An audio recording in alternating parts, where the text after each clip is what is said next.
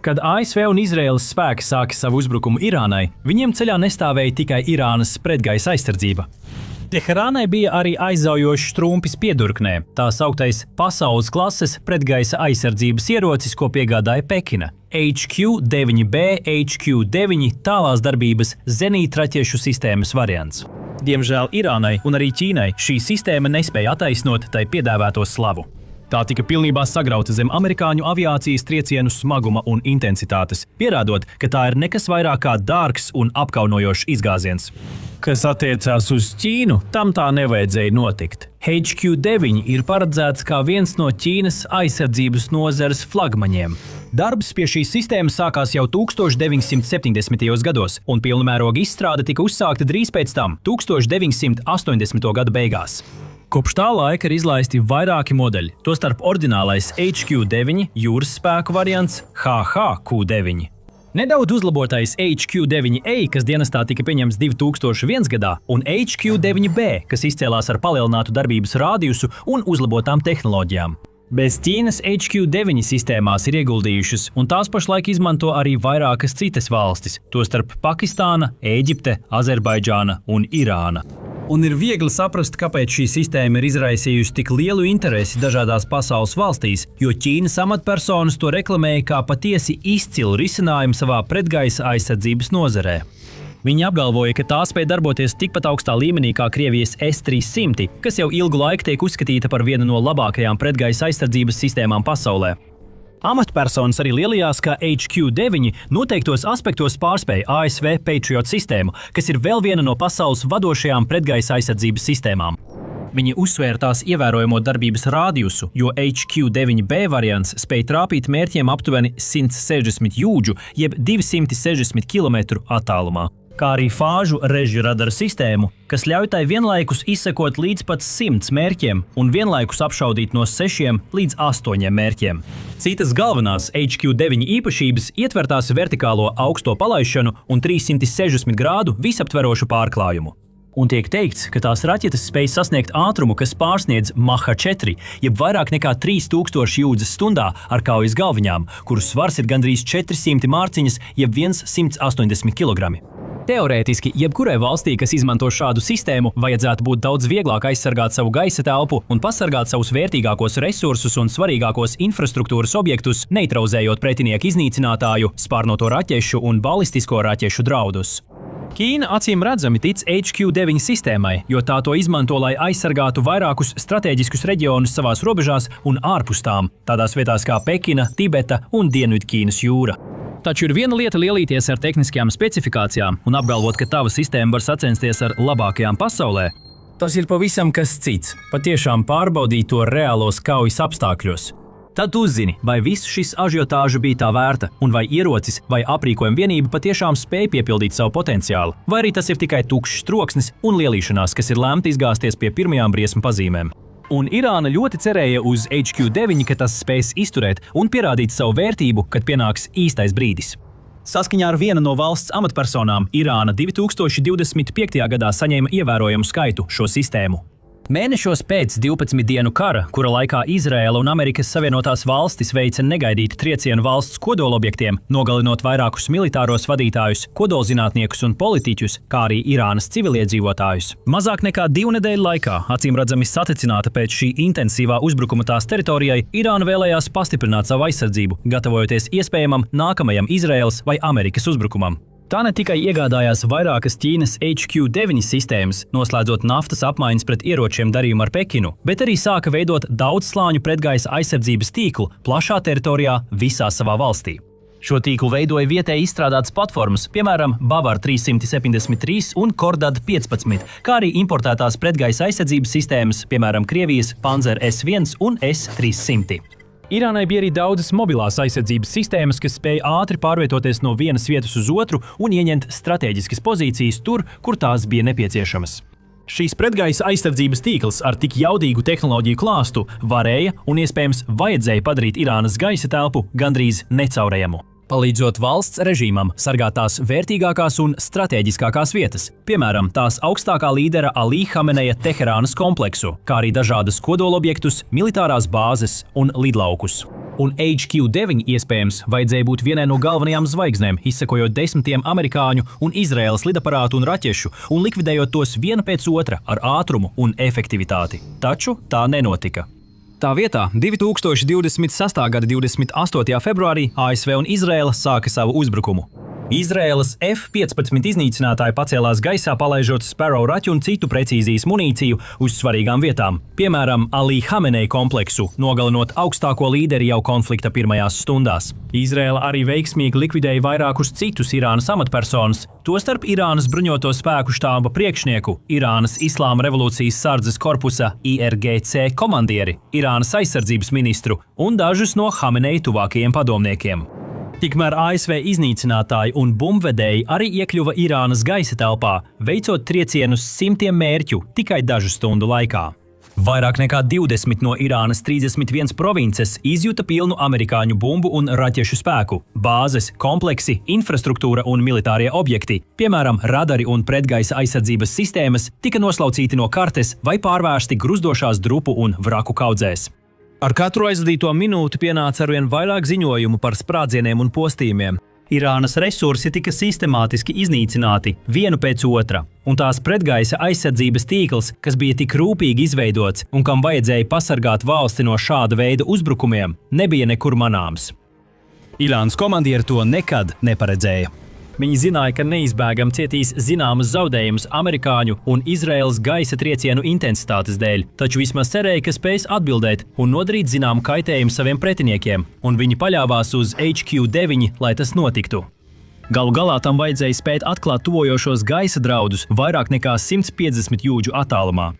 Tam vajadzēja spēt pamanīt Izraēlas iznīcinātājus un amerikāņu raķetes vairākas minūtes pirms trieciena, ar ātrumu un precizitāti palaist savas pārtvērēja raķetes, lai tās neutralizētu, tādējādi glābjot dzīvības un aizsargājot vērtīgu infrastruktūru. Tā fāžu reža radara sistēmai vajadzēja ļautai vienlaikus fiksēt un izsekot desmitiem ienaidnieka vienību, sniedzot nenovērtējumu izlūku informācijas sauszemes vienībām un citām sistēmām, dodot Irānai nepieciešamos datus, lai plānotu nākamos soļus un īstenotu svarīgus pretpasākumus. Tās lielā ātruma raķetēm, kas pārvietojas 4 reizes ātrāk par skaņas ātrumu un ir aprīkotas ar modernām navigācijas un pašmērķēšanās tehnoloģijām, vajadzēja viegli pārfērt ienaidnieku uzbrukumus vai notriekt amerikāņu lidmašīnas tieši no debesīm. Tā vietā HQ-9 tika padarīta gandrīz pilnīgi nelietojami jau pašos cīņas sākuma brīžos. Un tas viss ir tikai viena milzīga šīs sistēmas vājuma dēļ, tās ievainojamības pret radioelektronisko karu, REC. Saskaņā ar dažādu ziņu avotu ziņojumiem, ASV izvietoja savu Boeing EA-18G Growler radioelektroniskās cīņas lidmašīnu, lai traucētu Irānas radarus un pretgaisa aizsardzību. Tādējādi tiek izveidotas drošas zonas un ceļi, pa kuriem iznīcinātāji un bumbvedēji var pārvietoties, nebaidoties tikt apšaudīti vai iznīcināti. Daudzas mūsdienu pretgaisa aizsardzības sistēmas ir izstrādātas ņemot vērā radioelektronisko cīņu un aprīkotas ar saviem viltīgiem pretpasākumiem, lai cīnītos pret traucējumiem vai signāla traucējumiem. Tomēr šķiet, ka HQ-9 bija nožēlojami nesagatavots šāda veida neredzamai uzbrukumam. Saskaroties ar spēcīgiem elektromagnetiskiem traucējumiem no Growler lidmašīnām, sistēmas sāka izgāzās. Viņi nespēja nodrošināt nevainojamu integrāciju ar saviem komandas centriem, faktiski kļūstot gan akli, gan mēmi vienā acu mirklī. No tā brīža sistēmas plaši reklamētie fāžu režģa radari nespēja darboties kā vajadzētu. Tiem vajadzēja spēt izsekot 100 mērķus vienlaikus, bet tie knapi spēja nofiksēt pat vienu mērķi. Traucējumi signāli piepildīja viņu ekrānus ar viltus mērķiem, kamēr īstie F-35 iznīcinātāji un Tomahawk raķetes nemanīti izslīdēja garām. Aklas, paralizētas un nespējīgas precīzi identificēt jebkādus ienaidnieka mērķus, nemaz nerunājot par šaušanu uz tiem. HQ-9 sistēmas kļuva par ārkārtīgi dārgiem, bet pilnīgi neefektīviem metāla gabaliem, viegliem mērķiem, kurus Amerikas un Izraēlas spēki varēja iznīcināt pēc saviem ieskatiem. Un tā nebija pirmā reize, kad šīs sistēmas nespēja attaisnot cerības.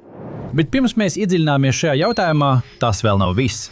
Tāpēc, ja jums The Military Show šķiet noderīgs, neaizmirstiet abonēt. Tagad HQ-9 katastrofālais sabrukums Irānā patiesībā ir tā otrā skaļā neveiksme līdz šim.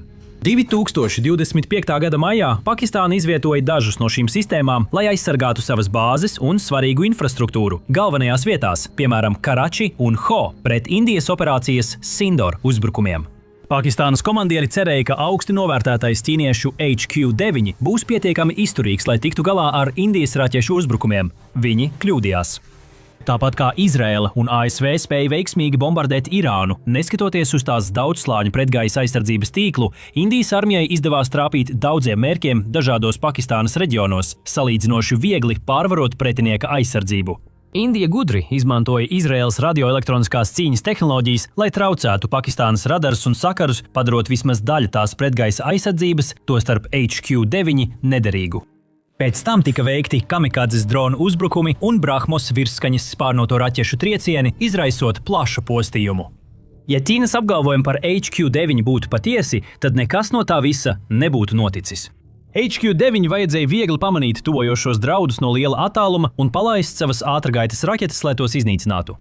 Tā vietā tā ekrāni bija pilni ar traucējumiem, radari kļuva akli un raķetes nespēja tikt palaistas, jo nebija skaidru mērķu, uz kuriem patiešām tēmēt. Pēc šī incidenta tie, kas vēlējās aizstāvēt ķīniešu sistēmas, varēja apgalvot, ka tas bija operatora kļūdas rezultāts, vai arī tas, ka HQ-9 tika izvietots nepazīstamā vidē, kas ļoti atšķīrās no tās, kur tā sākotnēji bija paredzēta lietošanai Ķīnā. Tagad tomēr HQ-9 ir izgāzusies nevis vienu, bet divas reizes, divās ļoti atšķirīgās vietās pret diviem ļoti atšķirīgiem pretiniekiem. To nevar vienkārši attaisnot vai norakstīt kā neveiksmīgu incidentu. Ir skaidri redzams, ka šīs pretgaisa aizsardzības sistēmas, neskatoties uz visu lielīšanos un lielīgo komentāru, kas lika tām izklausīties tik iespaidīgām, vienkārši nav piemērotas savam mērķim. Un daļa no tā ir saistīta ar pieredzi. Labākās pretgaisa aizsardzības sistēmas pasaulē ir tās, kas atkal un atkal ir pierādījušas sevi reālos kaujas apstākļos. Izraēlas dzelzs kupols, piemēram, gadu gaitā ir izturējis neskaitāmus uzbrukumus no dažādiem ienaidniekiem, aizsargājot miljoniem cilvēku tādās pilsētās kā Jeruzāleme un Telaviva, kā arī novēršot neizmērojamu postījumu un iznīcības apjomu. ASV Patriot sistēma 2 ir izrādījusies ārkārtīgi efektīva, jo tā tika pārbaudīta īstā kaujas situācijā Persijas līča kara laikā 90. gadu sākumā, un vēlāk tika plaši izmantota ASV iebrukuma laikā Irākā 2000. gados un dažādos citos konfliktos. Tāpat ir tikusi izmantota Krievijas un Ukrainas karā, palīdzot Ukrainai aizsargāt savas mazpilsētas, pilsētas un militāros objektus pret Krievijas raķešu uzbrukumiem. Tā kā šīs sistēmas ir tik plaši izmantotas un tām ir liela pieredze, ir uzkrāts arī milzīgs daudzums atbilstošu kaujas datu, ko operatori var izmantot, lai pilnveidotu savas nākotnes stratēģijas un iegūtu vēl lielāku vērtību no šīm pretgaisa aizsardzības sistēmām. Tas savukārt ir ļāvis tādām sistēmām kā Patriot un dzelzs kupols būtībā attīstīties laika gaitā, kļūstot spēcīgākām, gudrākām un efektīvākām. Savukārt HQ-9 krasā pretstatā ienāca pretgaisa aizsardzības jomā bez ievērojamas pieredzes ārpus rūpīgi kontrolētiem izmēģinājumu poligoniem, piemēram tiem, kas atrodas Ķīnas Taklamakāna tūkstnesī. Tur tā iespējams ir pierādījusi savu spēju notriekt lēni kustīgus dronus, kas lido pa iepriekš ieprogrammētām trajektorijām. Taču tas vienkārši nav tas pats, kas saskarties ar reālu konfliktu, kurā pretinieks var izmantot veselu virkni dažādu ieroču pret tevi. Ar raķetēm un droniem, kas nāk no visām pusēm, un ar modernākajām radioelektroniskās cīņas sistēmām, kas dara visu iespējamo, lai neutralizētu tavus uzbrukuma spējas. Saskaroties ar reālo karstumu un intensitāti Pakistānas un Irānas kaujas laukos, HQ-9 izrādījās nepietiekams. Tam vajadzētu būt milzīgam satraukuma avotam visām valstīm, kas pēdējos gados ir ieguldījušas Ķīnas militārajā tehnikā, un tādu ir daudz. Patiesi, jaunākie dati no Stokholmas Startautiskā miera pētījuma institūta, kas ir viena no vadošajām pētniecības iestādēm konfliktu un militāro izdevumu datu jomā, liecina, ka Ķīna ir atbildīga par aptuveni 6% pasaules ieroču eksporta. Kartes rāda, ka desmitiem valstu vairākos kontinentos pēdējā laikā ir iegādājušās dažādus Ķīnas ieročus un aizsardzības sistēmas. Tas ietver gandrīz visu Āfriku, kā arī lielu daļu Āzijas un vairākas valstis Eiropā un Amerikā. Dažas valstis gandrīz pilnībā paļaujas uz Ķīnu savas aizsardzības nodrošināšanā. Pakistāna, piemēram, ir Pekinas lielākais klients, kas veido 63% no Ķīnas ieroču eksporta no 2020 līdz 2024 gadām. Arī citas valstis, sākot no Mjanmas un Bangladešas Āzijā līdz Nigērijai un Alžīrijai Āfrikā, ir iegādājušās lielu daudzumu Ķīnas dronu, tanku, lidmašīnu, bruņumašīnu, raķešu un vieglo ieroču. Daudzām no šīm valstīm, kurām nav tik lielu militāro budžetu kā rietumvalstīm, piemēram, Amerikas Savienotajām valstīm, apvienotajai karalistei, Francijai un Vācijai, iegādāties ieročus no Ķīnas ir ļoti saprātīgi. Ķīnas sistēmas parasti ir daudz pieejamākas nekā Amerikas, Eiropas vai Krievijas analogi, un Ķīna labi prot popularizēt savus jauninājumus ar skaļiem apgalvojumiem un iespaidīgām tehniskajām specifikācijām. Taču vērojot, kā Ķīnas HQ9 sistēmas nespēja darboties kā cerēts, vispirms Pakistānā, pēc tam Irānā, tās valstis, kas izvēlējās lētāku Ķīnas aprīkojumu, nevis pārbaudītas rietumu alternatīvas, tagad var sākt nožēlot savu izvēli. Daudzi visticamāk tieši tagad apzinās, cik patiesībā šīs iekārtas ir kļūdainas, bojātas un neefektīvas. Tās savukārt varētu novest pie tā, ka dažas no šīm valstīm tuvākajā nākotnē pārtrauks iepirkt papildu Ķīnas ieroču sistēmas un aizvien vairāk skatīsies uz citām valstīm, piemēram, Krieviju vai Eiropas Savienības valstīm, lai stiprinātu savu aizsardzību. Tā ir slikta ziņa Ķīnai, un tas nav vienīgais iemesls, kāpēc šim stāstam Pekinai vajadzētu radīt bažas. Āzijas milzis pēdējos gados ir īpaši uzsvēris lielas investīcijas savā militārajā jomā, un arvien vairāk ieroču un aizsardzības sistēmu ražo pats savā valstī, daudz mazāk paļaujoties uz importu no citām valstīm. Tā vairāk kārt ir demonstrējusi savas jaunākās raķetes un citus militāros jauninājumus grandiozās parādēs un aizsardzības pasākumos. Izrādot savas tehnoloģijas, cenšoties iebiedēt jebkuru valsti, kas nākotnē varētu uzdrīkstēties tai pretoties, piemēram, Amerikas Savienotās valstis. Taču nav lielas jēgas izrādīt ieroču sistēmas, ja tās izrādās pilnīgi bezjēdzīgas reālos kaujas apstākļos, kā piemēram HQ9. Patiesi, šādi skaļi izgāšanās gadījumi neveicina Ķīnas reputāciju kā pasaules līderim aizsardzības jomā, bet gan to grauj. Pēkšņi Ķīnas militārie spēki vairs nešķiet tik biedējoši vai iespaidīgi, kā viņi tik izmisīgi centās izskatīties. Tā vietā viņa trūkumi tiek atklāti visiem redzami. Tādi trūkumi kā haotiska montāža, zemes kvalitātes elektroniskās sastāvdaļas, kopēti dizaini un salāpīti rasējumi, kas uz papīra izskatās labi, bet nespēj sniegt reālus rezultātus tur, kur tas ir svarīgi – kaujas laukā. Mūsdienu karadarbība prasa augstākās klases tehnoloģijas, nevainojama sistēma integrāciju un programmatūru, kas ir tikpat attīstīta kā aparatūra. Tās ļauj ieroču sistēmām ne tikai būt jaudīgām un šaut milzīgas sprāgstvielu galviņas, bet arī izturēt augsta līmeņa radioelektroniskās cīņas taktikas, kas tiek izmantotas visā pasaulē. Diemžēl Pekinai izskatās, ka ieroču sistēmas, pie kurām tā strādā, vienkārši nav piemērotas šāda veida kaujai. Līdzīgi kā Krievija, arī Pekina šķiet tiek atstāta aiz muguras, pieturoties pie novecojušām filozofijām un vadoties no izmisīgas vēlmes nepārtraukti radīt ieročus, kas ir lielāki, spēcīgāki un ātrāki nekā iepriekšējie. Bet atsakoties ieguldīt nepieciešamo tehnisko darbu, lai šāda veida ieroči patiešām būtu dzīvotspējīgi mūsdienu konfliktos. Jo patiesība ir tāda, ka nav nozīmes, cik ātri raķete var lidot, ja tā nespēj droši izvairīties no pretinieka aizsardzības sistēmām. Tāpat nav nozīmes, cik liels ir pretgaisa aizsardzības sistēmas darbības rādijus, vai cik daudz mērķu tā spēj vienlaikus izsekot, ja tai nav pasaules līmeņa radioelektroniskās aizsardzības un citu būtisku tehnoloģiju, kas to pasargātu, kad, piemēram, Grūler tipa lidaparāti nonāk tūmā. Tāpēc HQ9 neveiksmes ir tik nozīmīgas. Nav tikai tas, ka tās ļāva amerikāņu un izrēliešu raķetēm trāpīt Irānas mērķiem, likvidējot valsts režīma vadību un iznīcinot lielu daļu tās aizsardzības spēju. Tas attiecas arī uz to, ko tas nozīmē Ķīnai turpmāk. Valsts uzticamība kā ieroču eksportētājai ir smagi cietusi. Vairākus gadus pircēji atskatīsies uz šo gadījumu un apšaubīs jebkādas iespējamās investīcijas Ķīnas tehnikā. Sabiedrotie būs mazāk tendēti ticēt Pekinas propagandas mašīnai un pieņemt pārspīlētus apgalvojumus par jaunākajām raķešu sistēmām un aizsardzības līdzekļiem. Arī pašā Ķīnā, lai gan viņi to varbūt atklāti neatzīs, valsts komandieri pamazām, bet noteikti sapratīs, ka šīs sistēmas nemaz nav tik jaudīgas, kā tiek apgalvots. Tas savukārt padarīs jebkādas nākotnes tautas atbrīvošanas armijas militārās operācijas, piemēram, iespējamo Taivānas pārņemšanu, daudz bīstamākas un riskantākas. Ķīnas militārā pārākuma mīts ir sagrauts un atpakaļceļa vairs nav. Lai situāciju Ķīnai padarītu vēl sliktāku, Irānas karš ir uzsvēris, cik spēcīgs un attīstīts ir Amerikas militārais spēks.